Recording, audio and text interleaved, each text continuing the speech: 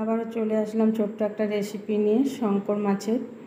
শঙ্কর মাছটা ভালো করে ধুয়ে নুন হলুদ মেখে কিছুক্ষণ রেখে দেব।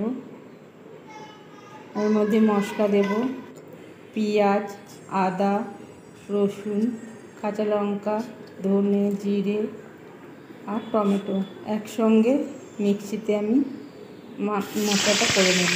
এদিকে তেল গরম হয়ে গেছে, মাছগুলো লাল লাল করে আমি ভেজে নেব।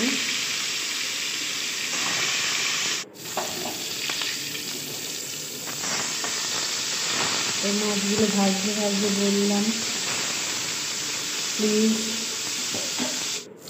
লাইক কমেন্ট শেয়ার করে আমার পাশে থাকুন, আর ভালো লাগলে একটা সাবস্ক্রাইব করে পাশের বেল আইকনটা বাজিয়ে সাপোর্ট করুন।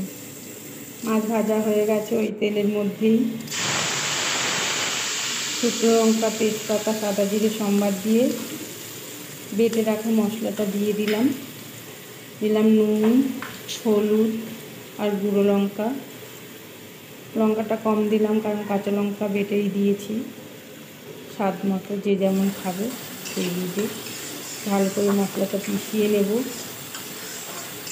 ভালো করে কষিয়ে নিয়ে একটু চিনি দিয়ে স্বাদ মতো চিনি দিয়ে ভালো করে যতক্ষণ না তেল ছাড়বে কষিয়ে জল ঢেলে দেবো। তেল ছাড়লেই ফুটে গেলেই মাছগুলো দেবো, দিয়ে একটুখানি ঢাকা দিয়ে রাখবো 5 মিনিট। ঢাকা দিয়ে ফুটিয়ে মাখা মাখা হলে গরম মশলা দিয়ে নাবিয়ে নেব। তো বন্ধুরা যারা সাবস্ক্রাইব করছো তাদের অসংখ্য ধন্যবাদ, আর যারা করো নাই প্লিজ সাবস্ক্রাইব করে আমার পাশে থাকো। সবাই ভালো থাকো।